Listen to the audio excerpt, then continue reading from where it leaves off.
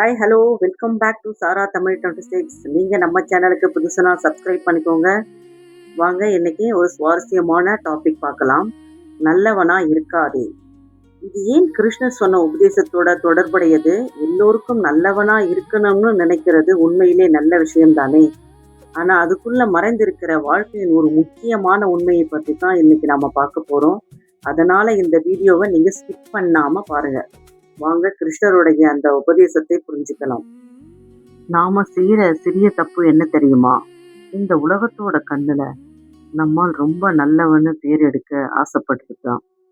எல்லோருக்கும் நல்லது செஞ்சுக்கிட்டே இருந்தா நமக்கும் எல்லாமே நல்லபடியா நடக்கும்னு நாம நினைக்கிறது தான். ஆனா இந்த உலகத்தோட கசப்பான உண்மை என்ன தெரியுமா? நீ எந்த அளவுக்கு எல்லாவற்றுக்கும் வளைஞ்சு கொடுத்து வாழ்கிறியோ அந்த அளவுக்கு இந்த உலகம் உன்னை ரொம்ப சாதாரணமாக நினைச்சு மிதிச்சுக்கிட்டே இருக்கும்.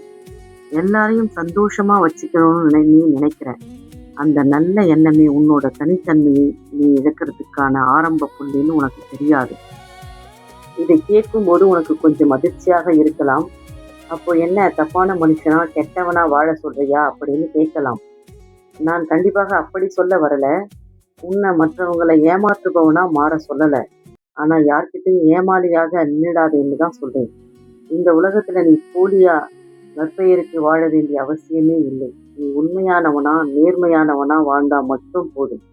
சரி, ஏன் இந்த உலகம் நல்லவங்களை இப்படி நடத்துதுன்னு எப்பவாவது யோசிச்சு பார்த்திருக்கியா? ஏன்னா நல்லவன் அப்படின்னா எல்லாத்துக்கும் சம்மதிக்கிறவன்னு இந்த சமூகம் ஒரு தப்பான கணக்கு போட்டு வச்சிருக்கு.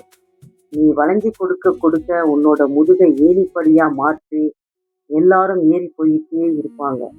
நீ என்னதான் ரத்தம் சிந்தி அவங்களுக்கு உதவி செஞ்சாலும் ஒரு சின்ன விஷயத்துல நீ மறுப்பு தெரிவிக்கிற அன்னைக்கு உன்னை விட கெட்டவன் இந்த உலகத்துல யாருமே இல்லைன்னு தூக்கி எறிவாங்க. அதனாலதான் சொல்றேன், மற்றவங்க கண்ணுல நல்லவனா தெரியறதுக்காக உன்னோட சுய எண்ணத்தை தொலைச்சிடாத. மகாபாரதத்துல கர்ணனை விட ஒரு கொடையாளி, ஒரு நல்லவனை நீ பார்க்கவே முடியாது. வந்தவர்களுக்கெல்லாம் வாரி வாரி கொடுத்தவன். தன் உயிரை காக்கிற கவச குண்டலத்தை கேட்டபோது கூட புன்னகையோடு அறுத்தெடுத்து கொடுத்தவன். ஆனா அவனோட முடிவு என்ன ஆச்சு? போர்க்களத்துல தேரோட சக்கரம் மண்ணுல புதைஞ்சி அவன் உதவி தேடி என்றப்போ அவனோட அந்த நல்லவன் என்ற பிம்பம் அவனை காப்பாற்றவே இல்லை. ஏன் தெரியுமா? அவன் தனிப்பட்ட முறையில் நல்லவனா இருந்தானே தவிர சரியான தர்மத்தோட பக்கம் நிற்கல. நாமும் பல நேரங்களில் இந்த தவறைத்தான் செய்கிறோம். மற்றவங்க நம்மை குறை சொல்லிடுவாங்களோன்ற பயத்திலேயே நம்மோட சுயமரியாதையை தள்ளி வச்சுட்டு எல்லாத்துக்கும் சரி சரி அப்படின்னு தலையாட்டுறோம். யாரையும் காயப்படுத்தக்கூடாதுன்னு நீ நினைக்கிற ஒவ்வொரு நொடியும் உன்னோட சொந்த உரிமைகளையே நீ விட்டு கொடுக்கிறாய். உன்னை நீயே வருத்திக்கிட்டு மற்றவர்களை சந்தோஷப்படுத்துகிற அந்த நற்பெயர் உனக்கு நிஜமாகவே தேவையா? மனிதர்களோட இயல்பு என்ன தெரியுமா? நீ என்றைக்காவது ஒரு நாள் இல்லை என்னால் முடியாதுன்னு சொல்றியோ அந்த நொடியில் இருந்து உன்னை பற்றிய விமர்சனங்கள் தொடங்கிவிடும். அது வரைக்கும் நீ செஞ்ச 100 நன்மைகளும் அவங்களுக்கு டக்குன்னு மறந்து போயிடும். கர்ணன் செஞ்ச தப்பு என்னன்னா, அவன் துரியோதனன் கிட்ட வச்சிருந்த நட்பை நல்லவன் என்ற பிம்பத்துக்காக காப்பாற்ற முயற்சி செய்ததுதான். ஆனா அந்த நட்பு தர்மத்துக்கு எதிராக இருந்த போது கூட அதை தட்டி கேட்க தவறிவிட்டான். அதீத நல்லவனாக இருக்கிறது சில நேரங்களில் அதீத கோழைத்தனத்துக்கும் சமமாகிறது. நீ யாருக்கு நல்லது செய்யற என்ற இடத்துல வளைஞ்சி கொடுக்கறேன்னு தெளிவு உனக்கு இல்லைன்னா உன்னோட தர்மமே உனக்கு எதிராக மாறிடும். கிருஷ்ணர் பகவத்கீதையில எங்குமே எதற்குமே வளைஞ்சி கொடுத்து அடிமையாய் வாழ சொல்லவே இல்லை. அர்ஜுனன் போர்க்களத்துல நின்றுகிட்டே இவங்க எல்லாரும் என் சொந்தக்காரங்க, இவங்களை எதிர்த்து போராடி நான் ஏன் கெட்டவனா மாறணும், நான் பேசாம அமைதியாகவே இருந்துக்கிறேன் அப்படின்னு ஆயுதத்தை கீழே போட்ட போதுதான் கிருஷ்ணர் விஸ்வரூபமே எடுத்தார். தர்மத்துக்கு எதிராக நிற்கிறவன் யாரா இருந்தாலும் எதிர்த்து நில். அங்க உன்னோட தனிப்பட்ட நல்லவன் பிம்பம் வேலைக்கே ஆகாதுன்னு சொன்னார். நீ ஒரு பாம்பு கிட்ட கூட அன்பு காட்டலாம், ஆனா அதை உன்னோட மடியில் தூக்கி வச்சிக்க கூடாது. அது போலத்தான் மனிதர்களும். அவங்களோட தவறான போக்குகளுக்கு நீ துணையாக போகாதே. உன்னை சுரண்டுவதற்கு நீயே வழிவகுத்து கொடுக்கிறாயோ அது உன்னோட அறியாமை.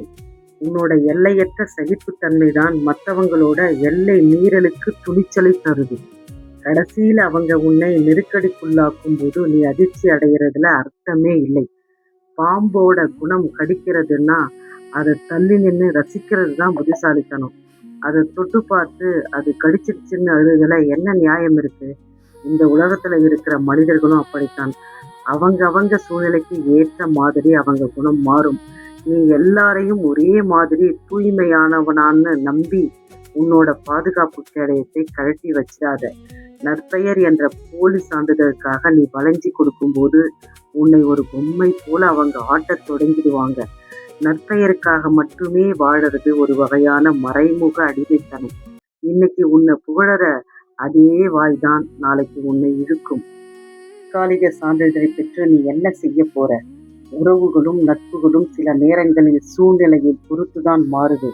உங்ககிட்ட வசதியோ அதிகாரமோ இருக்கிற வரைக்கும் நீ நல்லவன்.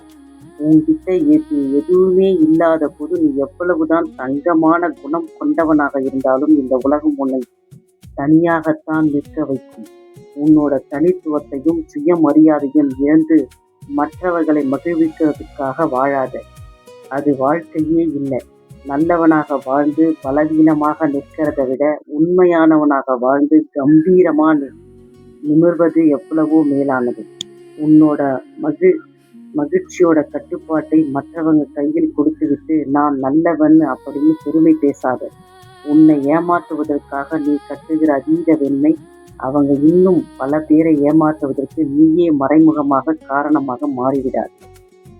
நீ செய்ய வேண்டியது எல்லாம் ஒன்றுதான். வீழ்ந்த இடத்திலிருந்து எழுந்து கம்பீரமாக நின்று உன் வாழ்க்கையில் ஜெயிச்சு காட்டு.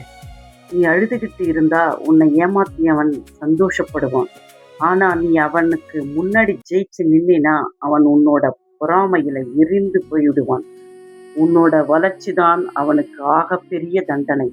உன்னோட உழைப்பின் மேலையும் உன்னோட நேர்மையின் மேலையும் மட்டும் நம்பிக்கை வை. இந்த உலகம் உன்னை ஒரு நாள் அன்னார்ந்து பார்க்கும்.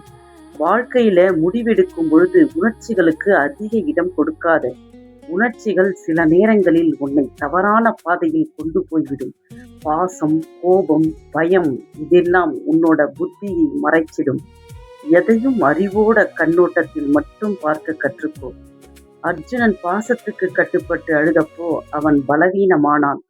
ஆனா கிருஷ்ணர் அறிவோட நின்று சிரிச்சப்போ போர்க்களமே அவனோட கட்டுப்பாட்டுக்குள்ள வந்துடுச்சு.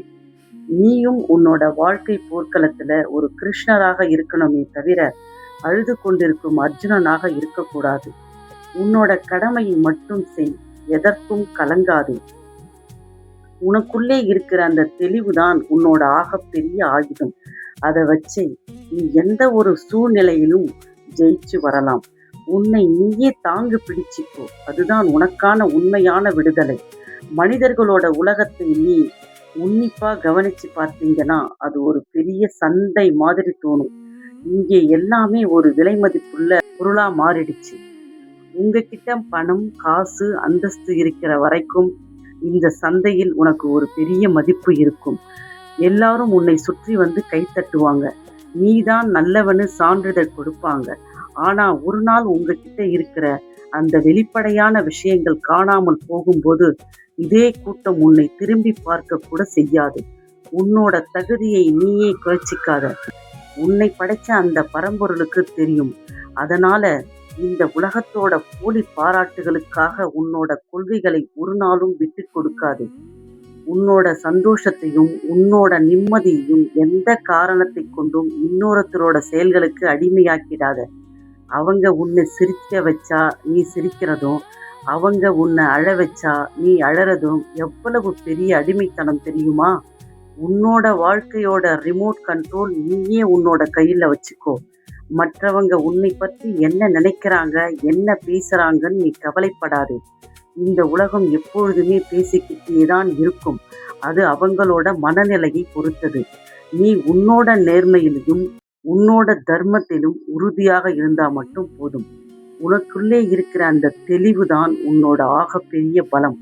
நல்லவனாக வாழ்ந்து மற்றவங்க கிட்ட ஏமாளியாக நிற்கிறத விட உன்னோட சுயமரியாதையை காத்துக்கிட்டு கம்பீரமாக வாழறது தான் உண்மையான வாழ்க்கை. உன்னோட எல்லைகளை நீயே வகுத்துக்கோ. யாருக்கும் அத்தனை சுலபமா உன்னோட நிம்மதியை கெடுக்கிறதுக்கான தகுதியை கொடுத்துடாதே. உனக்கான பாதையை நீயே தேர்ந்தெடுத்து அதை நோக்கி துடிப்போடு முன்னாடி போயிட்டே இரு. அதுதான் உனக்கான உண்மையான விடுதலை. மீண்டும் அடுத்த பதிவில் சந்திப்போம். நன்றி, வணக்கம்.